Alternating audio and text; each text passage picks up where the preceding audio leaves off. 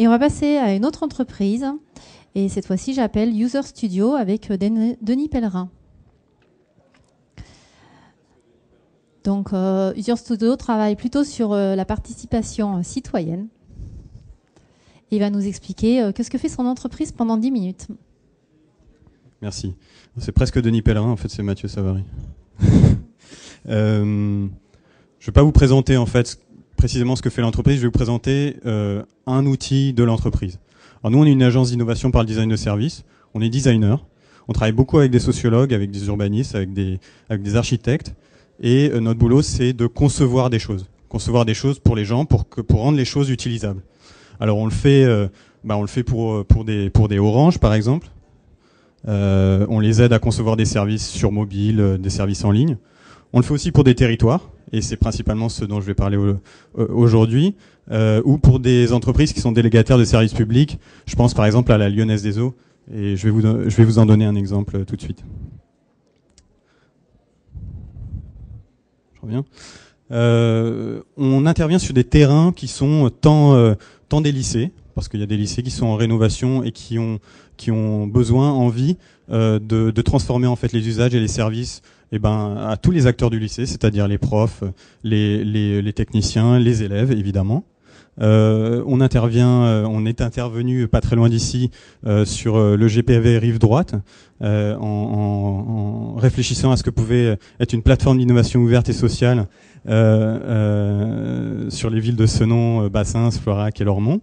Et puis dans d'autres contextes, le projet que je vous présente aujourd'hui, c'est quelque chose qu'on a mis en œuvre en utilisant notre plateforme à Orléans pour le compte de la Lyonnaise des Eaux. Si ça veut bien passer.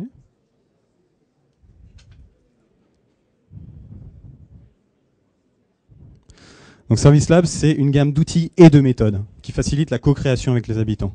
On fait du design, mais on aime impliquer les gens pour lesquels on conçoit des choses. Et on aime ça parce qu'en fait, ça permet, quand on est impliqué, de s'approprier ce qui a été créé. Ça, c'est fondamental. C'est donc d'une certaine manière aussi une plateforme de concertation citoyenne et d'innovation ouverte, puisque on implique les gens dès le départ de la création des pistes de projet, mais ensuite on les invite à continuer à participer et à s'approprier les projets pour faire émerger de nouvelles choses à partir d'eux. Alors, début 2011, la Lyonnaise des Eaux est venue nous voir. Ils voulaient mettre en œuvre sur Orléans, sur des quartiers comme La Source ou les Blossières, qui sont des quartiers très minéraux, avec des grandes tours qui sont plutôt déshérités, mettre en œuvre en fait une démarche d'innovation autour de deux sujets principaux: la création d'îlots de biodiversité, on comprend pourquoi, hein, pour la Lyonnaise des Eaux évidemment, et l'insertion des jeunes sans emploi. On leur a proposé en fait une démarche en 4 étapes. La première étape, c'est une assez longue période d'immersion. On fait ce qu'on appelle une résidence de designer. C'est un petit peu comme la résidence d'artiste. On va sur un lieu, mais en même temps, on va mettre en œuvre en fait tout ce qui va nous permettre ensuite de créer avec des contraintes qui sont les contraintes du designer, c'est-à-dire typiquement répercuter tous les contextes techniques et économiques. Il me reste 3 minutes. Ça va. Donc on rencontre les acteurs, les habitants, et on met en œuvre tout un tas d'ateliers en fait. On prépare la mise en œuvre de tout un tas d'ateliers créatifs. Toutes ces observations qu'on fait avec des sociologues, avec des urbanistes, avec des architectes, se retrouvent en fait synthétisées en ligne sur une carte à laquelle peuvent participer tant nos commanditaires que les personnes à qui les projets vont s'adresser, c'est-à-dire les habitants des quartiers concernés. Ça, c'est quelque chose de très important parce que ça permet de faire s'approprier d'ores et déjà le travail amont, le travail préparatoire en fait de la démarche, tant par nos commanditaires que par les personnes à qui les projets s'adressent.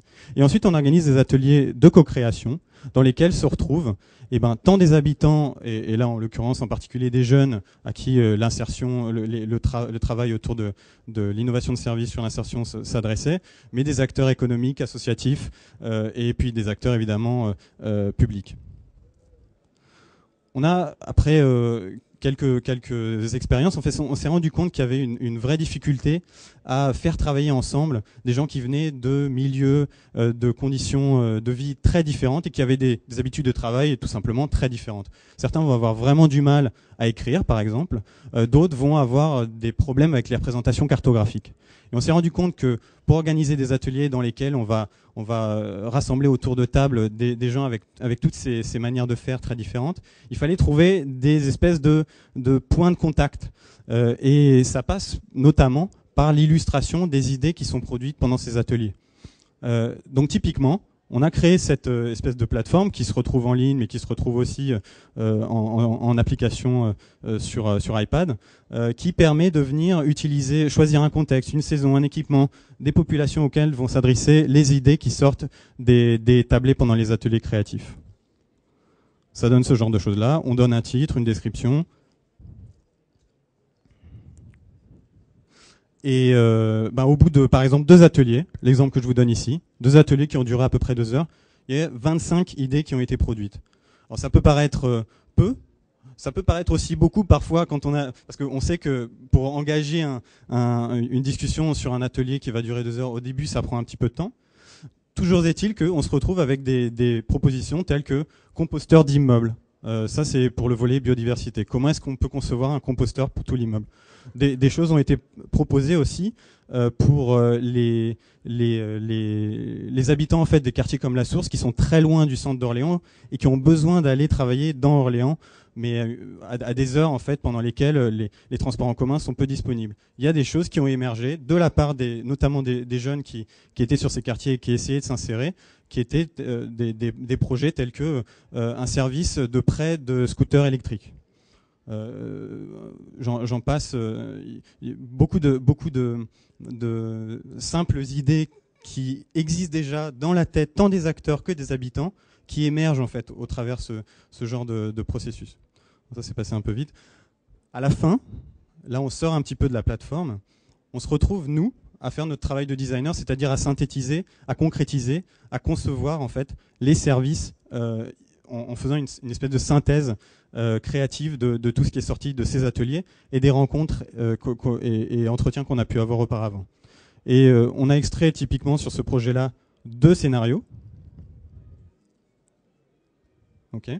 Le premier, c'est un dispositif de jardins familiaux et partagés en pied d'immeuble. Alors, avec pour exemple la réutilisation des eaux usées issues de l'immeuble pour chauffer la serre, typiquement ce qu'une entreprise comme la Lyonnaise des Eaux peut mettre en œuvre. Ou la création d'un emploi d'insertion pour animer la cuisine partagée, ce qui peut arriver par exemple le samedi ou le dimanche. Et puis, s'il y a un trop-plein de fruits ou légumes qui est produit, allez les distribuer dans les quartiers alentours. Ça peut aussi enrichir un petit peu la caisse commune du jardin familial pour développer de nouvelles parcelles ou acheter des semences par exemple. C'est quelque chose qu'on déploie en fait sous la forme de scénario. Alors c'est pas encore tout à fait un cahier des charges, mais ça s'en approche. En le décrivant et en le faisant vivre à travers des personnages, c'est quelque chose qui tend vers un cahier des charges, j'ai envie de dire.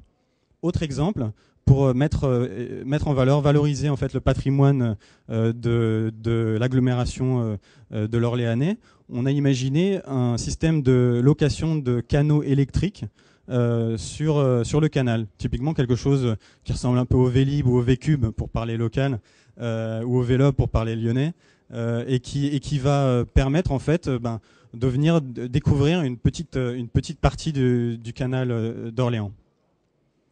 De la même manière, une sorte de cahier des charges scénario. C'est quelque chose qui se retrouve retransmis à la fin sous forme de livret, et qui, à partir de là, en fait, peut rentrer d'abord en phase de prototypage, avec itération, conception itérative, c'est-à-dire on prototype, on teste, on se rend compte de ce qui va pas, de ce qui va, on reprototype, on reteste jusqu'à ce que les choses s'améliorent. Et puis aller jusqu'au développement en fait du service.